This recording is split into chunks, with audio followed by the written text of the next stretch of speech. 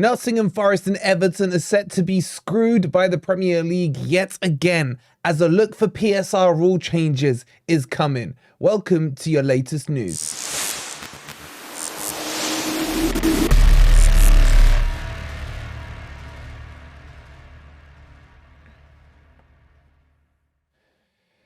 Good morning, good evening, or good night. Hope you guys are doing well, and welcome to your latest Nottingham Forest news. Coming up in this video, we're going to explain to you all the latest on the PSR, FFP, whatever three letters you want to chuck at it, because Forest are going to get screwed, and so are Everton, based on all this crap that's been coming out. If you're enjoying the content, please don't forget to hit that like button. Subscribe to Forest Fan TV if you are new. And don't forget to go and download SofaScore. The link's pinned in the comments. The best football app to keep you up to date on all your football scores.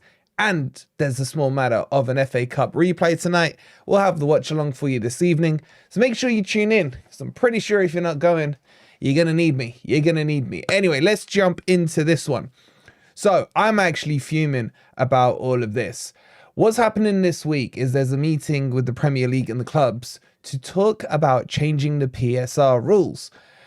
And they are looking to make them more in line with the FFP rules. Now, I'm sure all Forest and Everton fans are fully up to speed on what PSR is and what FFP is. But just to make it nice and simple, FFP is rules put in by UEFA, and teams that are competing in, say, the Champions League, the Europa League, etc., have to abide by those FFP rules. In terms of PSR rules, that's rules that are instated by the Premier League, profit sustainability rules. And that's the one that Forest have breached and Everton have breached. However, these rules are clearly not fit for purpose. And the fact that they're even talking about changing it, and change is coming on this, tells you that the rules themselves currently are not fit for purpose. Otherwise, why would they need to be changed? And that's the bit that's frustrating me, because what the Premier League want to do is align the PSR rules in line, but slightly more advantageous to the FFP rules. So this is probably a good point to explain to you what the FFP rules are. Basically, you're allowed to spend within a certain percentage of your turnovers in your incoming revenue on players and transfers, etc. So at the moment, I believe it's like 70%. So if you were a club that was bringing in 100 million, say, turnover, then your transfer budget can be 70 million.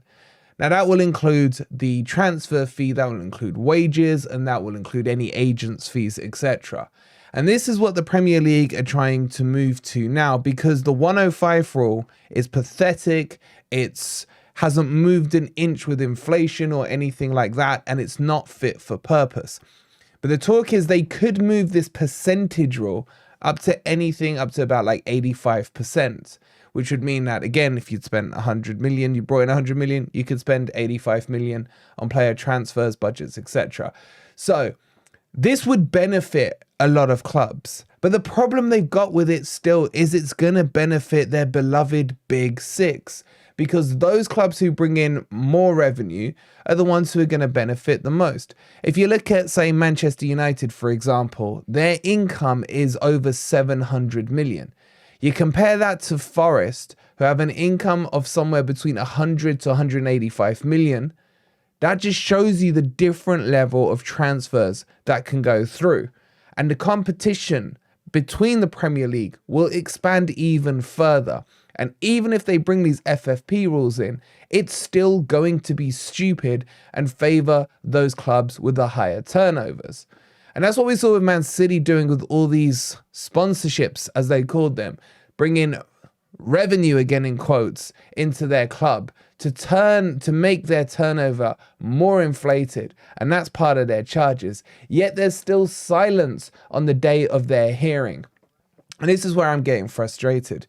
Because on top of this as well, the Premier League, based on their own fast-track rules that they've used to screw over Forest and Everton, are now struggling to adhere to those rules to get Forest and Everton's first appeal all done in time before the start of April, which is the deadline they themselves have set. In fact, they're bringing in they're bringing in more legal help and more money being spent on it just to make sure that they can screw and shaft over Forest and Everton.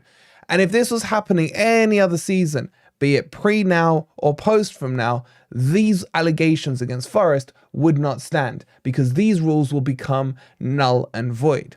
Now, Everton have just had their case heard. They will hear the results of their appeal by around mid-February. So in a couple of weeks' time, by the latest, maybe another week or so. And I think this will be huge for Forest. I actually personally want Everton's points to be reinstated, the full 10 points. I know that would put them ahead of us, but I don't care. At the end of the day, if that happens, then Forest have a case to themselves, look at a previous case that's been overturned in Everton's case, and then Forest have a better chance. Now, if Everton lose that appeal and end up still holding those 10 points and then getting another further 6 to 10 points, then Forest's right to appeal their breach of PSR gets smaller and smaller. But that's my opinion on it. Would you rather see Everton not get points reducted to keep them, points reinstated, sorry, to keep them below us in the table? Or are you like me thinking the best outcome is for all their points to be reinstated? Let me know in the comments down below. This is going to go one of two ways. Either the Premier League are going to try and set an example using Forest and Everton. And we've seen that just by pulling Forest and Everton up, the rest of the Premier League panicked. And we saw one of the deadest transfer windows in January ever, man. Ever. In fact, I think Spurs ended up being top spenders with their tight-ass Levy in there. And is that the reaction the Premier League wants? Do the Premier League want to stop attracting the best players in the world across to what we call the best league in the world? If they carry on this rate, that's exactly what they're going to do. What do you guys think about all of this?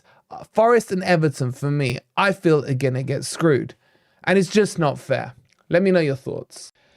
And just to finish off on this whole meeting that's happening with the Premier League clubs, just to outline to you what needs to happen. As I mentioned earlier, 14 clubs will need to basically be in the eyes for this to pass. Only 7 clubs, would need to be against it for it to fail.